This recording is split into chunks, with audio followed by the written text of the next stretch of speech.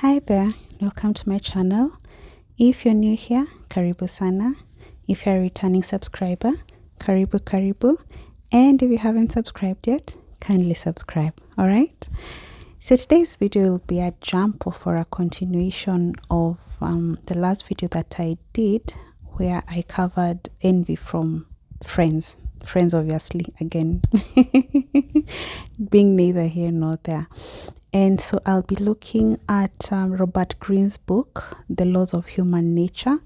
More specifically, I'll be looking at chapter 10, which covers the law of envy, which he also refers to as beware the fragile ego. I love how Robert Greene humanizes his subjects. I love how he personalizes them and makes them very relatable. And in fact, as he begins this particular chapter, he mentions that we as human beings are naturally compelled to compare ourselves with one another.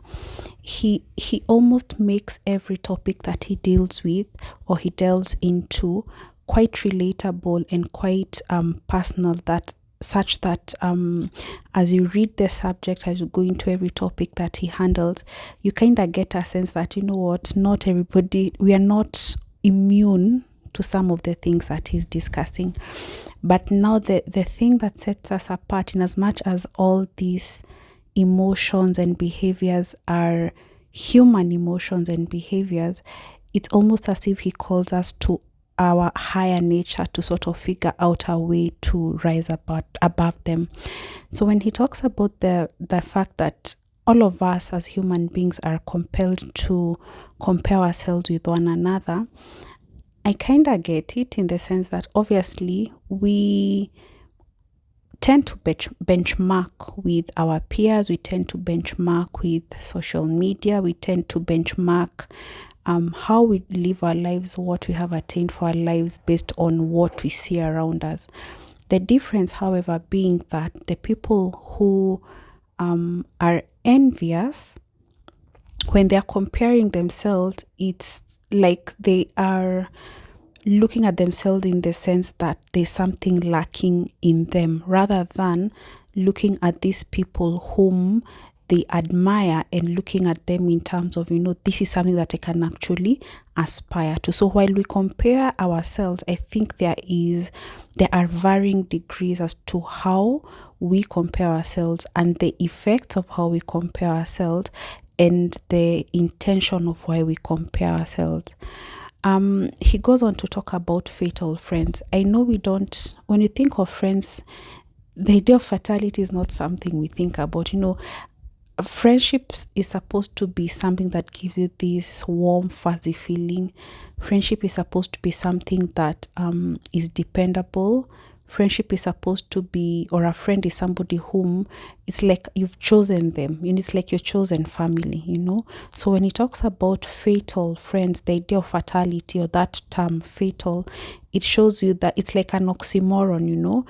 Fatality obviously being something negative, friendship obviously being something positive.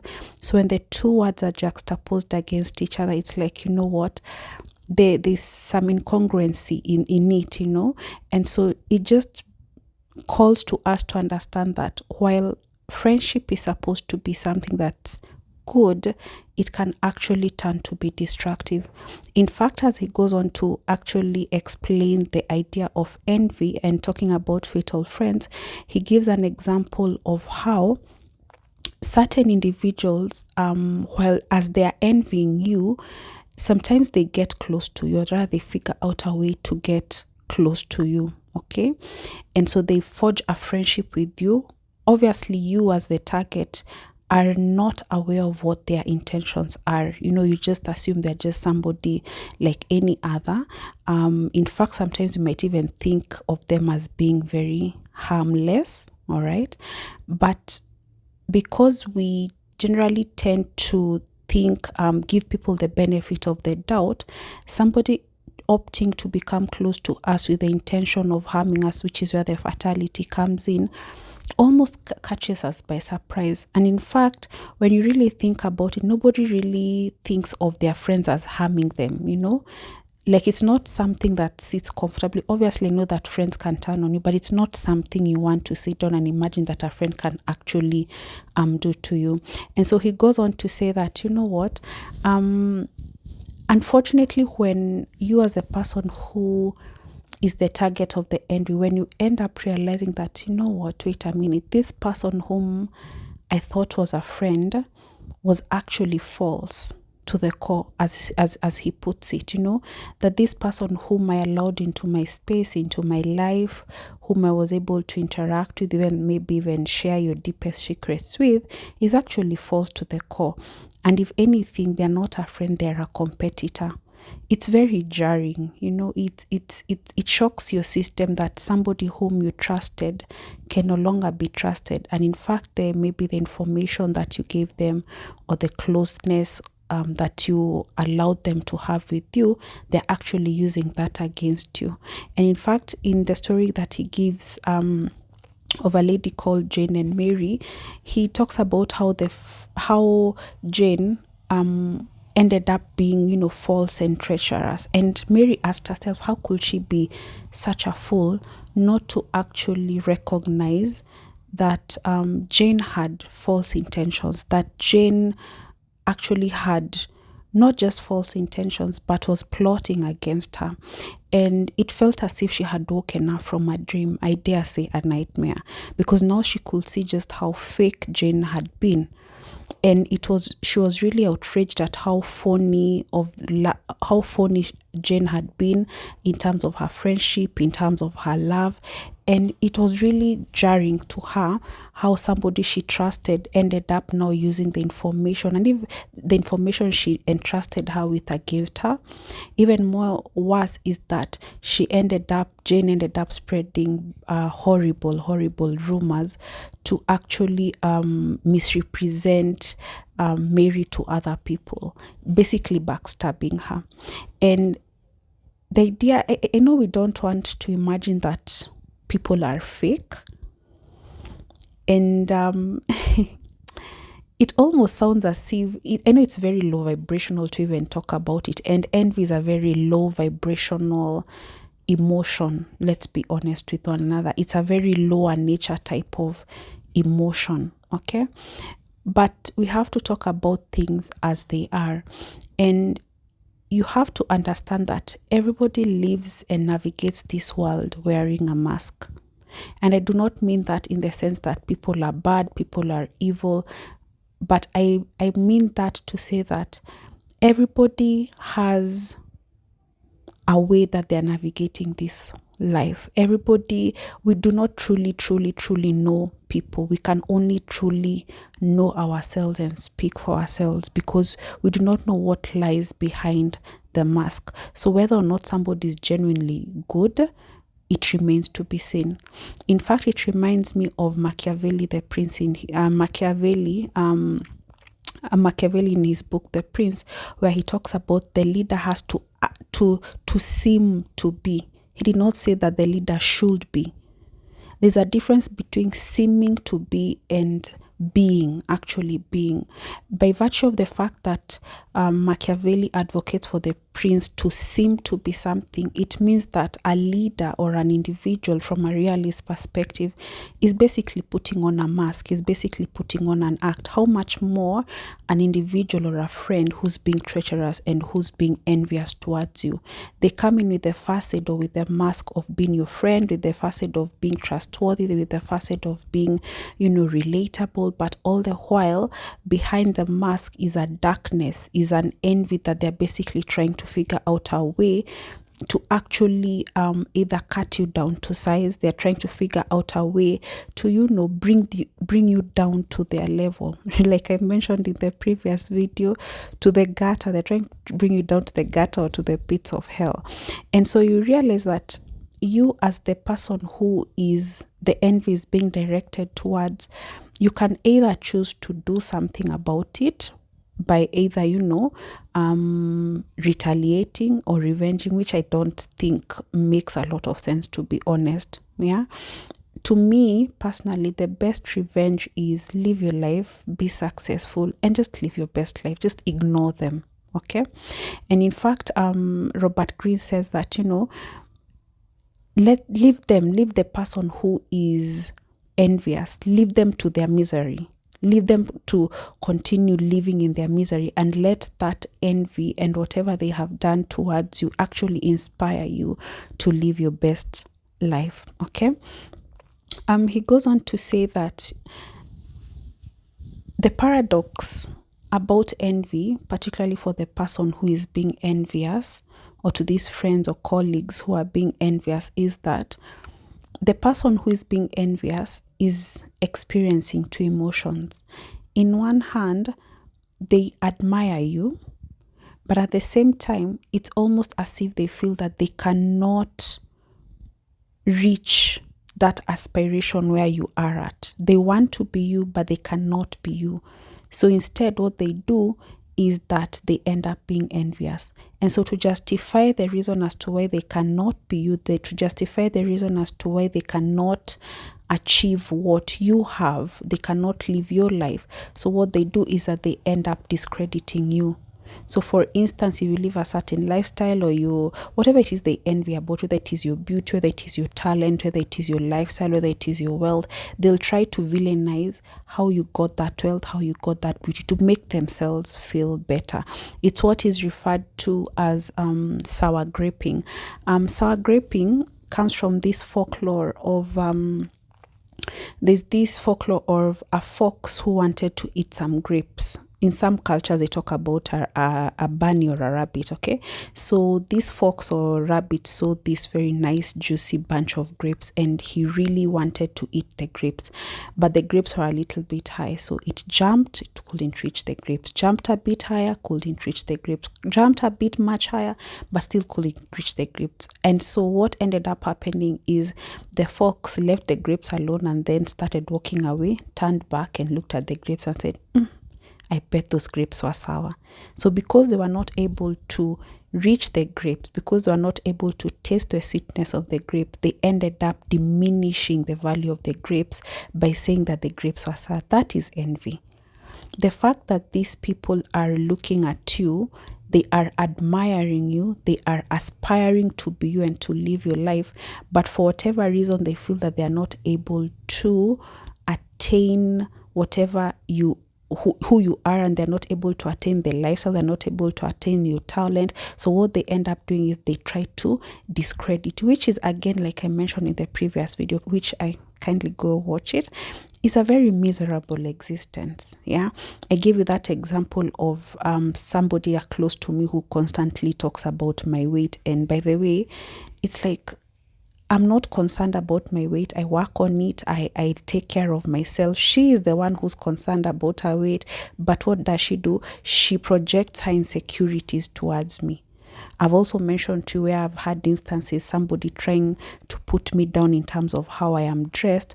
But they're projecting because they cannot, for whatever reason, attain my level of style, whether it's because they do not have a clue about style, whether it's whether they cannot afford whatever the reason is, or they have a low self-esteem. So instead of asking me where to shop or asking me how to dress, they would rather diminish me to make themselves feel better. So when you really look at it, it's a them problem, it's not a you problem. They're basically projecting the insecurities, they're projecting their low self-esteem on you, which is a very miserable existence, rather than appreciating the beauty in other people, rather than appreciating the talent, rather than appreciating the success. And while we aspire to such things, learn from these people, they would rather try to bring somebody down than figure out a way to attain whatever goal it is that they have in them.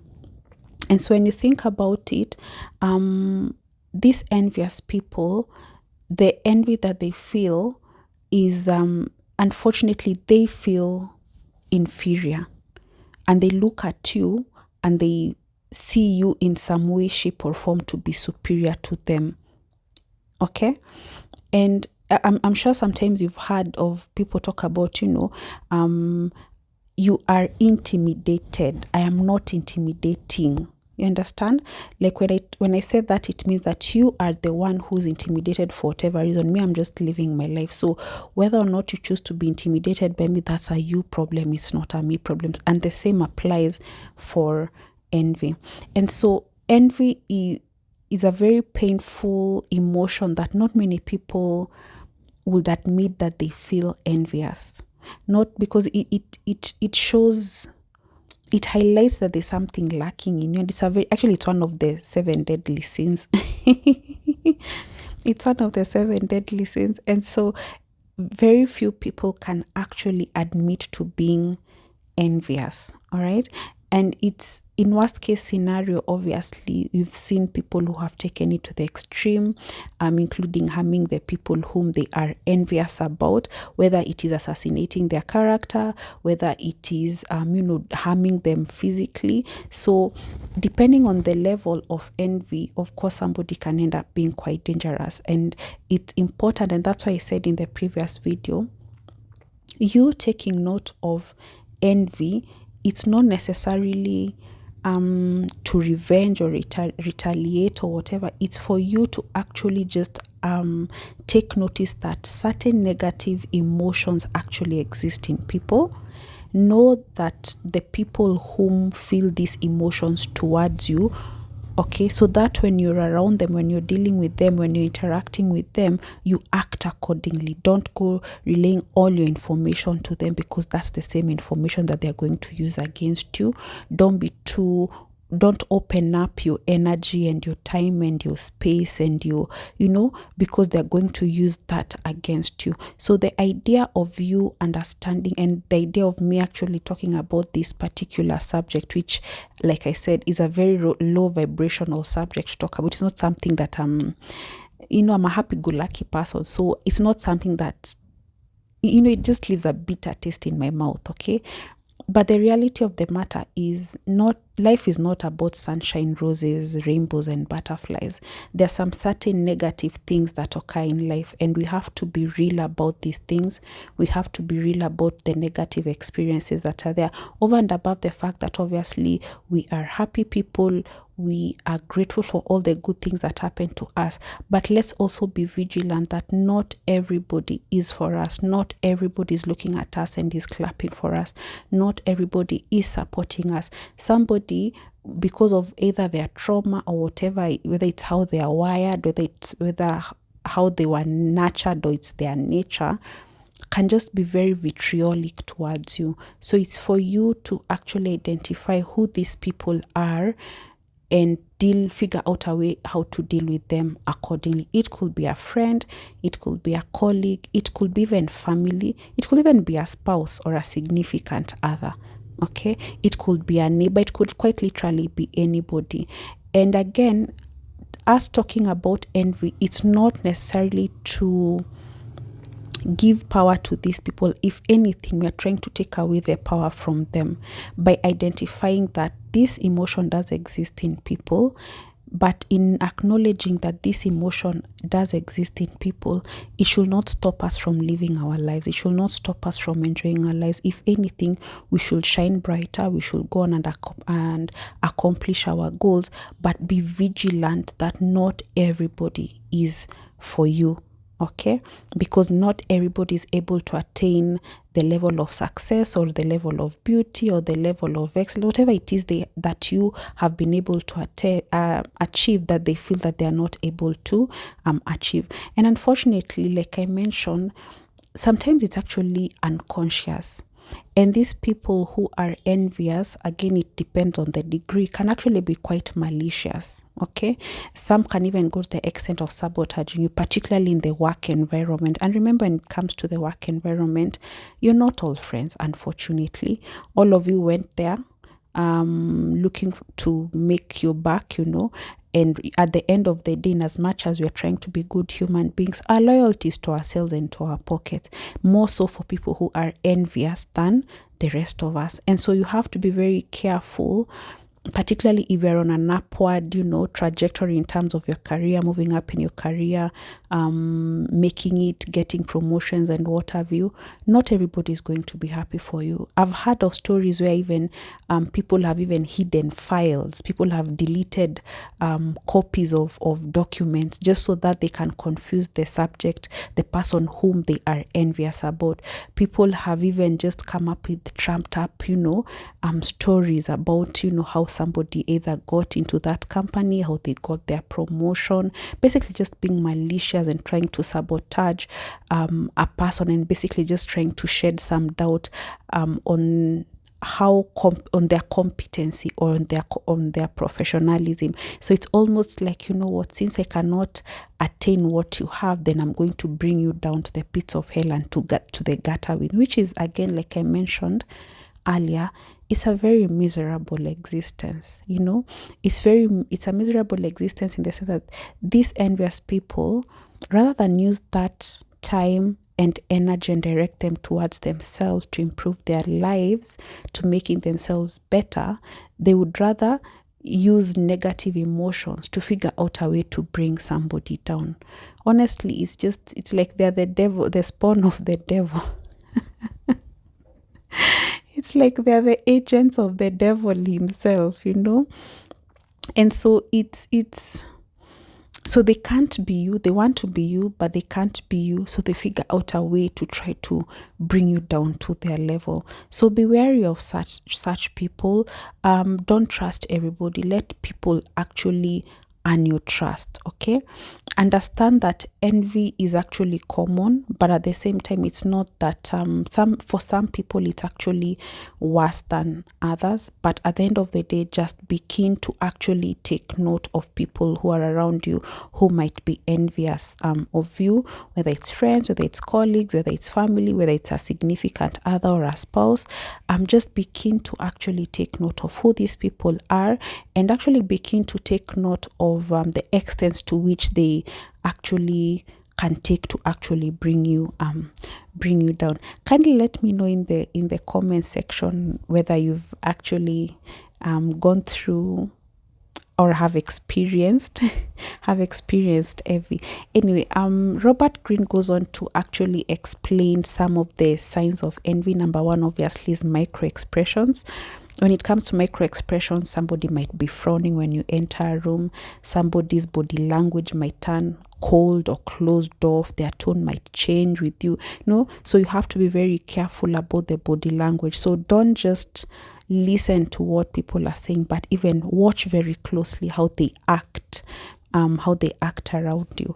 The other one is poisonous praise, which is almost similar to negging. I'd actually call it negging, because it's somebody who negging is where somebody is giving you a compliment, but it's a backhanded compliment, So for instance, if something unfortunate happens to you, they will compliment you in that instance about how that thing you lost was good. But when you had it, they'll not talk about it, or they will try to diminish your promotion. They'll try to diminish, how you got to where you got to. So they're praising you, but in reality, they're actually bringing you down. Like I've gotten that quite a bit. Like I've had people, instead of, for instance, when I'm dressed up, I'm looking nice, rather than tell me I'm looking nice, or even just be quiet. I mean, it's not a must you compliment somebody.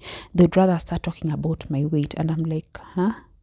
They'd rather start telling me, oh, I thought you don't wear trousers. Today you've worn a trouser. Rather than tell me you look nice, like it cost them nothing to give me a compliment. And again, it's not even a must for them to give me a compliment. They could have just shut up. But because it pains them for some reason that I look the way that I look, they would rather bring me down. They would rather give the poisonous praise. Okay. And it's a very jarring experience, because it's like, this person is telling me something where on the surface it looks like it's something nice, but in reality they're actually cutting you down to size. Then the third one is backbiting or gossiping. Obviously, gossiping is something that we all know about, but more often than not, you find that people who tend to gossip a lot about a specific person, it basically just means that they are envious of that person for a majority of the time. So gossiping or backbiting is one of the indicators of envy. It's just one of the indicators of envy, because you'd rather talk negatively about somebody rather than actually talk positively about them, or even say nothing at all. So backbiting is another one.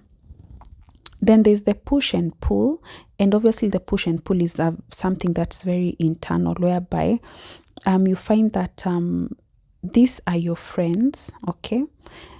And because they are your friends and they know you in and out, they know the positives, they know the negatives, they are very particular when they're bringing you down in terms of criticizing you. They criticize you in very pointed ways. They know where you are. It's called Achilles' heels, a child's heels is. So when they're criticizing you, they do it in such a pointed way because they know you a bit more intimately or intricately. And obviously it bites, okay? Because they're coming at you in a very pointed way, in a way they know that is going to have some force, of some sort of effect, reaction, or trigger you in some way. So you also have to take note. You also have to take note of that. So envy, like I mentioned, and has been indicated by Robert Greene, is a very human emotion. However, that said, it does not mean that it's something you're supposed to embrace. I think for somebody who is envious, you should actually ask yourself, why are you envious? Like, why are you filled with so much vitriol and poison? Why can't you be happy for other people? Like, I personally, when my friends, when my relatives, when people who are around me, when something good happens to them, I'm so excited. It almost feels like it's me, you know? Like, their joy is my joy. Like, when they're doing well, I feel good about it. But there are people whom, when people around them are succeeding, whether it's succeeding in terms of relationships, whether it's getting a baby, whether it's getting a job, whether it's getting a promotion, whether it's buying a car, whatever it is, whether it's starting a business, whether it's making a profit, they feel as if that person's success takes away from them. They feel as if that person's happiness takes away from them, rather than tapping into that blessing and actually adding more joy and adding more blessings to that person whom has received all those things. So it's important, if you find yourself in the position where you are the one who's feeling envy, like, really ask yourself, why are you envious? Why are you envious? And is it that you are envious towards specific people? Find out why you're envious towards specific people. Or are you envious towards specific situations? Ask yourself, why you envious towards specific situations? Because it might just point out to you what your triggers are. And it's important, once you figure that out, then you start the healing process. Because what envy will do is that it will consume you. It's like you're giving yourself poison. You think that because you're trying to bring somebody down, that you are directing your vitriol towards them, that you're trying to sabotage them, that you're trying to bring them down. In reality, you're the one who's actually poisoning yourself. And so it's important that if you are the one who is being envious, or if envy takes over you, really question yourself. And if you constantly compare yourself to people, not in the sense of that, you know, you are aspiring to be like them, or they motivate you, or you're using them as your benchmark, but you're comparing yourself because you feel as if there's something lacking in you, or because everything is a competition to you, question yourself. What is it about you? What is it in you that is bringing such types of emotions? All right. So again, I love reading Robert Greene's books, you know, The Art of Seduction, 48 Laws of Power, Laws of Human Nature, Mastery. He's a really great author. I love the examples that he uses because they are, number one, historically factual, and so you're able to use them as case studies, and you can even do a deep dive into them. But even more importantly, he really humanizes the topics and the subjects that he talks about, in the sense that you can even be able to apply in your daily life. So I'd really love for you to actually read his books. I'll do, of course, a deep dive in more of his books and more of the topics that he covers, and I'll figure out a way to obviously relate them to us. But yeah, kindly read his books. They're very, very well written. So until next time, keep shining, keep being happy, keep smiling, and aspire to be better, aspire to do better, and don't let anybody whom you feel is envious towards you, don't let them dim your light. Don't let them bring you down. Don't go down to the gutter and to the pits of hell with them. Don't go down to their level. You're much more. You're not a pig to go to the gutter and swim in mud and So yeah, keep your head high, keep your standards high, live your life. Wenye wivu wajinyonge, quite literally. No, scratch that. Figuratively. So until next time, I'll see you. Toodles.